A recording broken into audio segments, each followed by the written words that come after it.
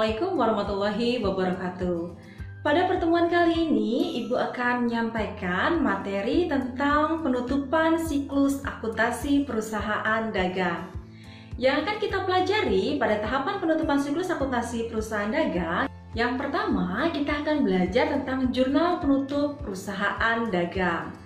Pada materi jurnal penutup perusahaan dagang yang akan kita pelajari ada jurnal penutup, kemudian posting jurnal penutup ke buku besar setelah penutupan, dan neraca saldo setelah penutupan. Nah, untuk mengetahui lebih lanjut tentang jurnal penutup perusahaan dagang, mari kita simak materi yang akan Ibu sampaikan berikut ini. Kali ini kita akan belajar materi terakhir di semester 2 di kelas 12, yaitu bab 6 tentang penutupan siklus akuntansi perusahaan dagang. Perhatikan terlebih dahulu skema yang akan kita pelajari pada bab ini. Materi penutupan siklus akuntansi perusahaan dagang meliputi dua materi utama, yaitu jurnal penutup perusahaan dagang dan jurnal pembalik perusahaan dagang. Jurnal penutup perusahaan dagang ini meliputi materi jurnal penutup. Kita akan belajar menutup akun nominal bersaldo debit, menutup akun nominal bersaldo kredit, menutup akun laba atau rugi, menutup akun priv. Kemudian kita juga akan belajar posting jurnal penutup ke buku besar setelah penutupan dan neraca saldo setelah penutupan. Selanjutnya kita juga akan belajar jurnal pembalik perusahaan dagang, yaitu kita akan belajar menyusun jurnal pembalik, kemudian beban dibayar di muka dicatat sebagai beban, pendapatan diterima di muka dicatat sebagai pendapatan, kemudian beban yang masih harus dibayar, dan pendapatan yang masih harus diterima. Baik, yang akan kita pelajari yang pertama adalah tentang jurnal penutup perusahaan dagang. Secara umum, penyusunan jurnal penutup pada perusahaan dagang sama dengan jurnal penutup pada perusahaan jasa. Dilihat dari konsep akuntansi, akun yang ditutup dalam jurnal penutup itu berupa akun nominal seperti akun pendapatan, beban, dan priv. Akun tersebut ditutup atau dinolkan pada akhir periode akuntansi. Yang pertama, jurnal penutup. Pada bab 5, kalian telah menyusun laporan keuangan selama satu periode akuntansi. Tahukah kalian dalam laporan keuangan terdapat akun real dan akun nominal? Akun nominal harus dinolkan nilainya dengan menyusun jurnal penutup. Akun real digunakan sebagai data awal dalam menyusun laporan keuangan periode akuntansi berikutnya. Kita lihat terlebih dahulu pengertian jurnal penutup. Apa sih yang dimaksud dengan jurnal penutup? Jurnal penutup adalah jurnal untuk memindahkan saldo akun nominal melalui ikhtisar laba rugi pada akhir periode akuntansi. Jurnal penutup bertujuan mengenolkan akun nominal agar akun real menunjukkan kondisi sebenarnya. Sumber data penyusunan jurnal penutup berasal dari kertas kerja. Selanjutnya kita akan belajar tentang langkah-langkah menyusun akun nominal. Langkah-langkah menyusun jurnal penutup perusahaan dagang sebagai berikut. Yang pertama, menutup akun nominal bersaldo debit. Nah, cermati akun-akun nominal pada kertas kerja perusahaan dagang. Kalian akan menemukan akun-akun nominal bersaldo debit antara lain pembelian, retur penjualan dan pengurangan harga, potongan penjualan, beban angkut pembelian, beban gaji, dan beban-beban lainnya. Akun nominal bersaldo debit ditutup dengan mendebit akun ikhtisar laba rugi dan mengkredit akun tersebut. Nah, pencatatan jurnal penutup akun bersaldo debit yaitu sebagai berikut.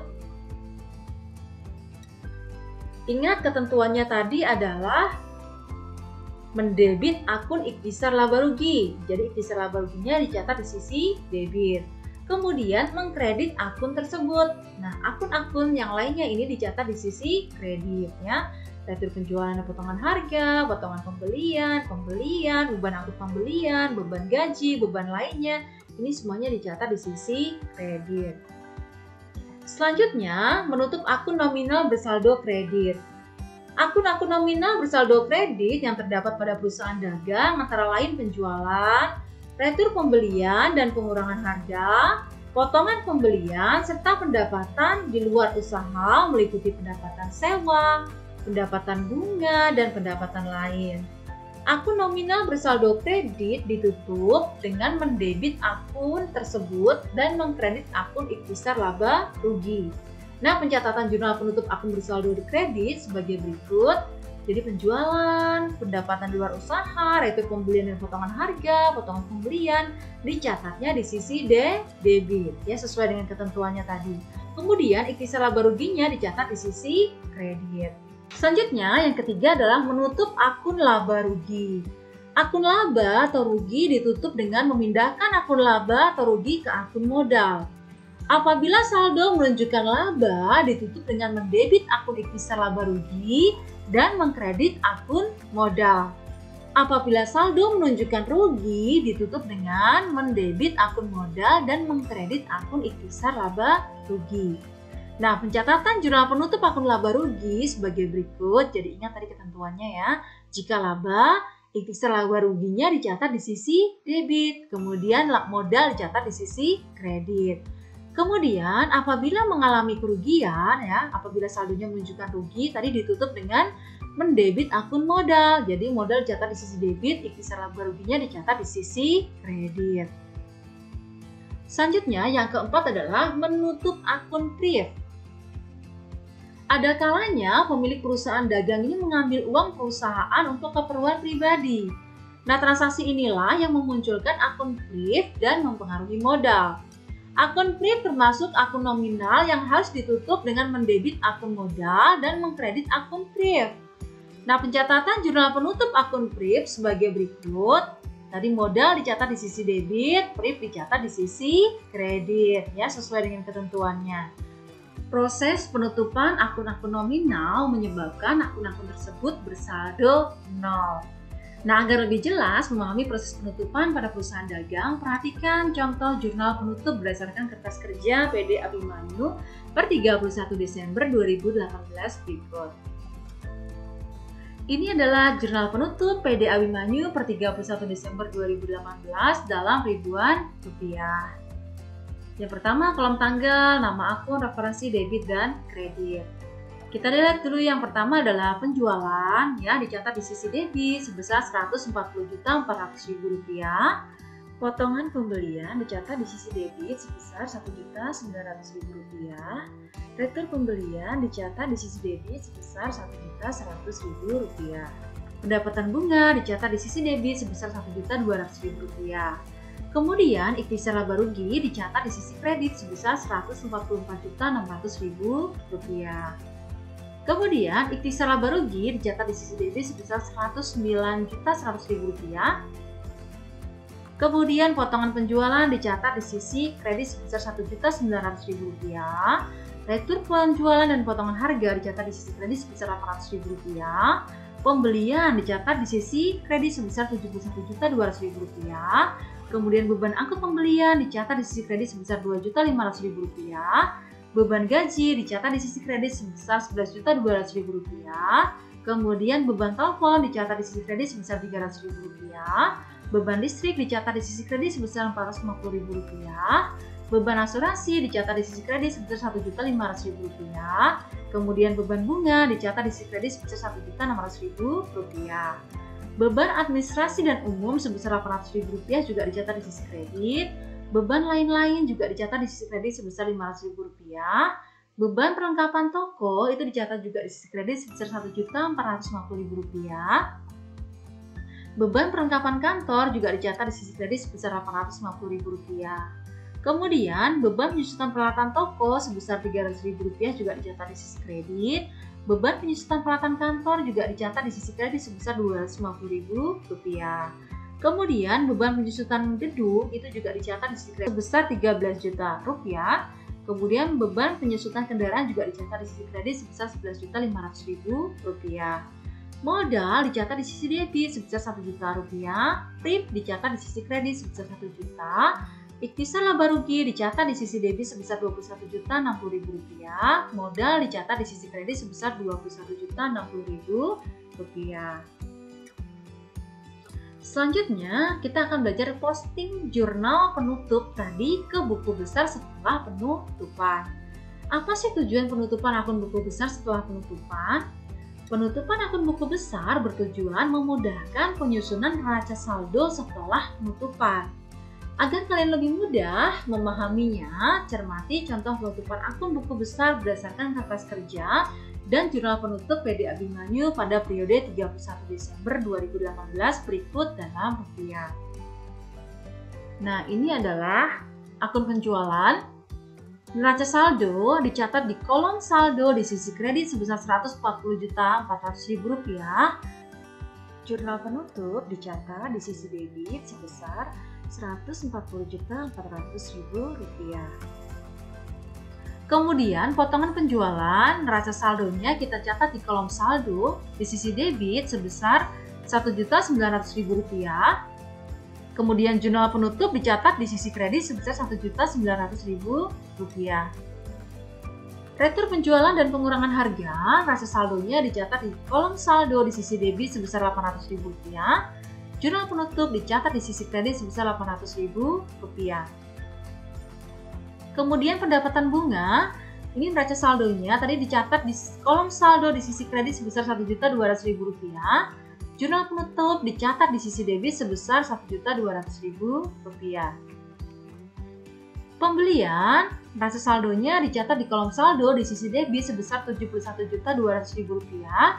Jurnal penutup dicatat di sisi kredit sebesar Rp71.200.000. Kemudian adalah akun potongan pembelian, neraca saldonya dicatat di kolom saldo di sisi kredit sebesar Rp1.900.000. Jurnal penutupnya dicatat di sisi debit sebesar Rp1.900.000. Kemudian adalah retur pembelian dan pengurangan harga. Neraca saldonya dicatat di kolom saldo di sisi kredit sebesar Rp1.100.000. Jurnal penutupnya dicatat di sisi debit sebesar Rp1.100.000. Kemudian akun beban angkut pembelian, ini neraca saldonya dicatat di kolom saldo di sisi debit sebesar Rp2.500.000. Jurnal penutupnya dicatat di sisi kredit sebesar Rp2.500.000. Berikutnya adalah beban gaji. Neraca saldonya dicatat di kolom saldo di sisi debit sebesar Rp9 juta. Kemudian penyesuaian dicatat di sisi debit sebesar Rp2.200.000. 9 juta ditambah Rp2.200.000, maka saldonya di sisi debit adalah Rp11.200.000. Jurnal penutupnya kita catat di sisi kredit sebesar Rp11.200.000. Berikutnya adalah beban telepon. Ini neraca saldonya kita catat di kolom saldo di sisi debit sebesar Rp300.000. Jurnal penutupnya di sisi kredit kita catat sebesar Rp300.000. Berikutnya adalah beban listrik ya. Neraca saldonya kita catat di kolom saldo di sisi debit sebesar Rp450.000. Jurnal penutupnya kita catat di sisi kredit sebesar Rp450.000. Selanjutnya adalah beban asuransi. Neraca saldo dicatat di kolom saldo di sisi debit sebesar 9 juta. Penyesuaian ini kita catat di sisi kredit sebesar Rp7.500.000. 9 juta dikurangi Rp7.500.000, saldonya di sisi debit tinggal Rp1.500.000. Jurnal penutup kita catat di sisi kredit sebesar Rp1.500.000. Selanjutnya adalah beban bunga. Ini neraca saldonya kita catat di kolom saldo di sisi debit sebesar Rp1.600.000. Jurnal penutupnya kita catat di sisi kredit sebesar Rp1.600.000. Berikutnya adalah beban administrasi dan umum. Ini neraca saldonya kita catat di kolom saldo di sisi debit sebesar Rp800.000. Jurnal penutup kita catat di sisi kredit sebesar Rp800.000. Selanjutnya adalah beban lain-lain. Ini neraca saldonya kita catat di kolom saldo di sisi debit sebesar Rp500.000. Jurnal penutupnya dicatat di sisi kredit sebesar Rp500.000. Nah, posting buku besar setelah penutupan di atas hanya sebagian. Nah, berikutnya adalah neraca saldo setelah penutupan. Pada perusahaan jasa, kalian telah belajar tentang neraca saldo setelah penutupan. Ingatlah kembali proses pencatatan neraca saldo setelah penutupan pada perusahaan jasa. Prinsipnya sama dengan materi yang akan kalian pelajari pada materi ini. Dalam konsep akuntansi, data neraca saldo setelah penutupan berasal dari saldo akun buku besar setelah penutupan. Dengan demikian, neraca saldo setelah penutupan ini menyajikan saldo akun-akun real, akun harta, utang, dan modal pada akhir periode akuntansi. Neraca saldo setelah penutupan sebagai alat menguji kebenaran posting jurnal penyesuaian ke buku besar dan jurnal penutup. Bagaimana bentuk neraca saldo setelah penutupan pada perusahaan dagang? Contoh penyusunan neraca saldo setelah penutupan berdasarkan kertas kerja dan jurnal penutup PD Abimanyu pada periode 31 Desember 2018 berikut dalam rupiah. Ini adalah neraca saldo setelah penutupan PD Abimanyu ya, per 31 Desember 2018 dalam rupiah. Yang pertama ini ada kolom kode, nama akun, debit, dan kredit. Kita lihat yang pertama dulu adalah nomor kode 111 ini kas ya, dicatat di sisi debit sebesar 42 juta rupiah. Piutang dagang juga dicatat di sisi debit sebesar 11 juta. Kemudian persediaan barang dagang juga dicatat di sisi debit sebesar 25.500.000. Perlengkapan toko juga dicatat di sisi debit sebesar 1.250.000. Perlengkapan kantor juga dicatat di sisi debit sebesar 750.000. Asuransi dibayar di muka juga dicatat di sisi debit sebesar 7.500.000 rupiah. Kemudian cadangan kerugian piutang ini dicatatnya di sisi kredit sebesar 440.000 rupiah. Peralatan toko ini sebesar 6 juta dicatat di sisi debit. Akumulasi penyusunan peralatan toko dicatat di sisi kredit sebesar 1.100.000 rupiah. Peralatan kantor dicatat di sisi debit sebesar 5 juta. Akumulasi penyusunan peralatan kantor dicatatnya di sisi kredit sebesar 950.000 rupiah. Gedung dicatat di sisi debit sebesar 130 juta. Kemudian akumulasi penyusunan gedung ini dicatatnya di sisi kredit sebesar 25 juta.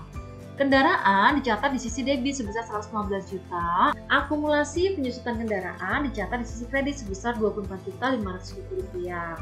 Utang dagang dicatat di sisi kredit sebesar 25.550.000 rupiah. Utang bank dicatat di sisi kredit sebesar 63.200.000 rupiah. Utang gaji dicatat di sisi kredit juga sebesar 2.200.000 rupiah. Modal dicatat juga di sisi kredit sebesar 201.060.000 rupiah.